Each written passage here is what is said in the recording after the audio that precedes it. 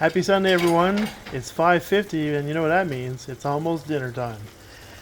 Hope you had a good weekend so far, and thanks for watching Cooking with Shrimp. Here we have the delicious beginnings of pancit.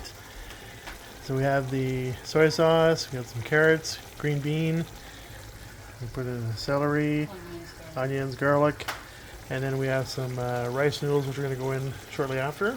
So we'll show you. Ta-da! And